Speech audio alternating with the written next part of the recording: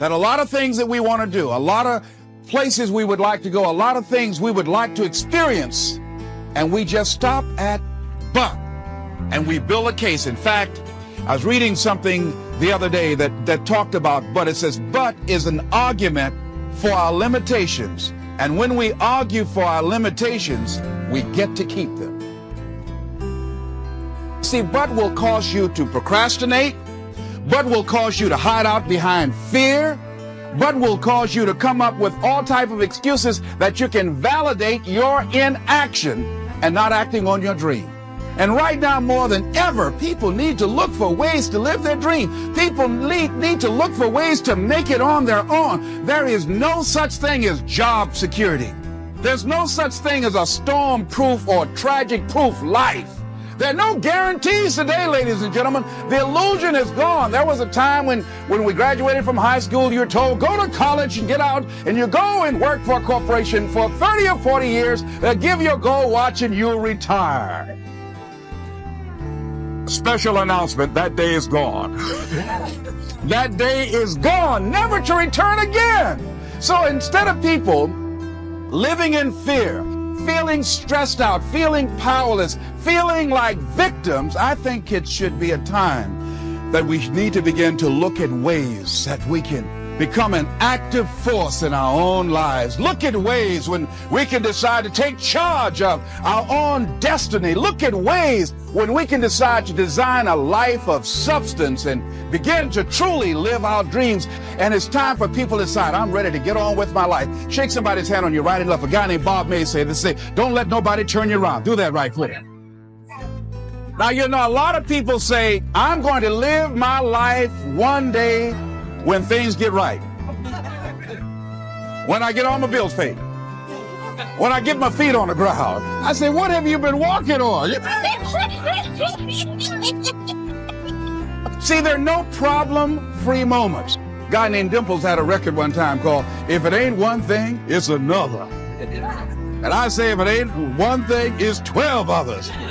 Always something there to build a case on why you can't move on, why you can't grow to the next level, why you can't begin to manifest your greatness, why you can't begin to live life on your terms. Always something there to block you, to keep you where you are, and keep you from beginning to develop your true greatness. Always some fear.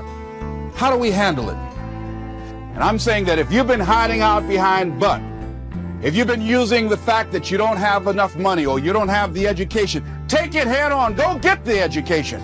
I was saying to a guy the other day who was saying, I said, how old are you? He says, 47 years old. I said, your sister tell me that you can't read. He said, that's right. I said, why? Well, you know, I didn't go to school. I said, excuse me, how old are you? I'm 47. 47? Yes. And you can't read or write? Yes. Have you ever heard of adult school, adult education? Have you decided that you should learn how to read to begin to expand your world? Why are you using that as a racket? Why don't you decide now that you're going to expand your world, that if other people can learn, you could learn too? Well, it's hard for me. Have you been and sit in a class yet? Have you signed up yet? No, I haven't.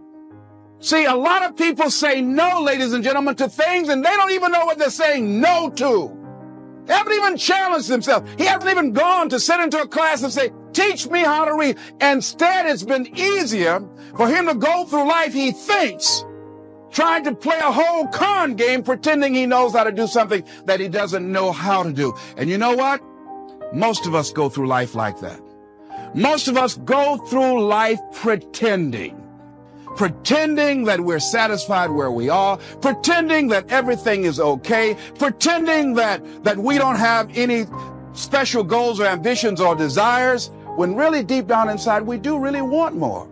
But if you look at our behavior, if you judge based upon what we do, that really will tell you some true stories about people, because you have to judge a tree by the fruit it bears, not the fruit that it talks about. See, a lot of people pretend that they want more out of life, but all you have to do is watch their actions. That will tell you something. So I used to pretend that I wanted to lose weight, but how could you tell I was pretending? Watch me when I have a piece of sweet potato pie. Let me get within walking distance of some peanuts, some potato chips. See, I was pretending that I really wanted to lose weight. No, you just watch what I eat. I tell you what I'm seriously committed to. People tell you, oh yeah, one day I want to have a restaurant. See, they're pretending they want to go into business for themselves. They're not serious. How can you tell, Les? Watch their actions. Watch what they're doing. The proof is in the pudding.